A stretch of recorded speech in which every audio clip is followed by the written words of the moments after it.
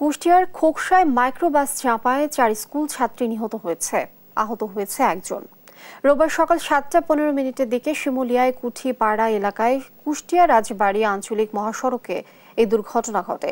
নিহতরা হলেন স্থানীয় পাইকপাড়া মির্জাপুর মাধ্যমিক বিদ্যালয়ের শিক্ষার্থী মিম, তানজিলা, বিথি ও সাদিয়া।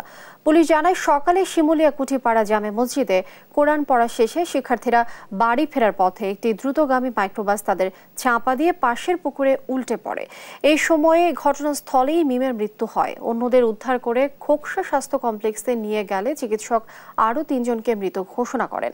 আহত সাদিয়া হাসপাতালে চিকিৎসাধীন রয়েছেন। এ দুর্ঘটনার পর কুষ্টিয়া রাজবাড়ী আঞ্চলিক মহাসড়ক অবরোধ করে স্থানীয়রা।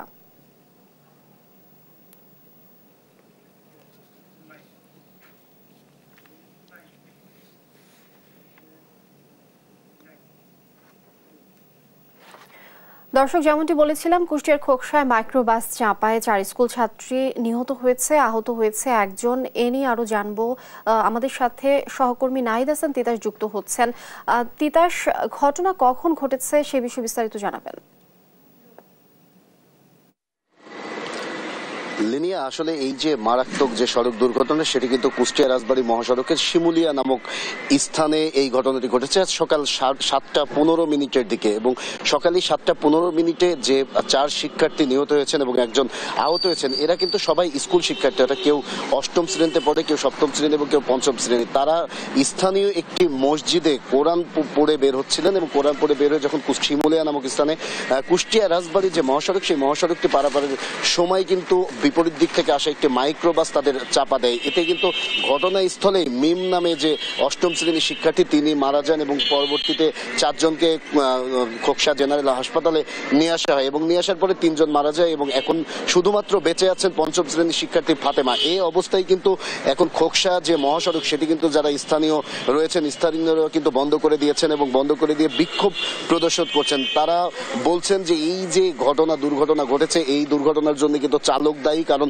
5 জন এই শিশু শিক্ষার্থী অর্থাৎ স্কুলের পড়ুয়া যে শিক্ষার্থী নিহত হয়েছে, এই ঘটনায় কিন্তু রাস্তাঘাট পুরাই বন্ধ করে দিয়ে কিন্তু স্থানীয় যারা জনতা রয়েছেন তারা কিন্তু বিক্ষোভ প্রদর্শন করছেন। আর তাদের একটি দাবি যে তারা এখানে কোনো ধরনের কোনো লাশ পোস্টমর্টম করতে দেবে না। তারা যতক্ষণ না পর্যন্ত তাদের সন্তানের লাশ তারা পাবে, ততক্ষণ পর্যন্ত রাস্তা অবরোধ করে কিন্তু বিক্ষোভ করবে। আর এই যে ঘটনাটি ঘটেছে, ঘটনার পরে কিন্তু একটি শোকের ছায়া নেমে এসে এলাকায়। এ বিষয়ে আমি স্থানীয় যে প্রশাসন, হাইওয়ে পুলিশের প্রধানের সাথে আমি কথা বলেছি। তিনি যেটি জানাচ্ছেন যে আসলে তারা সকাল 8টার দিকে এই খবরটি পেয়েছেন এবং 7:15 এই ঘটনা ঘটেছেন। তারা এসে মাইক্রোবাসটি কিন্তু পাশের একটি খাদে অর্থাৎ ক্যানেলে পড়ে আছে। এখন পর্যন্ত অবশ্য ড্রাইভার থেকে শুরু করে মাইক্রোবাসে যারা রয়েছে তারা কিন্তু কেউ আহত হয়নি এবং তারা সবাই পলাতক রয়েছে। আর এই ঘটনায় কিন্তু একেবারে এলাকা জুড়ে একটি শোকের ছায়া চলছে। আসলে স্থানীয়দের মধ্যে অনেকটা বিক্ষুব্ধ স্থানীয়রা, তারা রাস্তার যারা যান চলাচল বন্ধ করে দিয়েছে।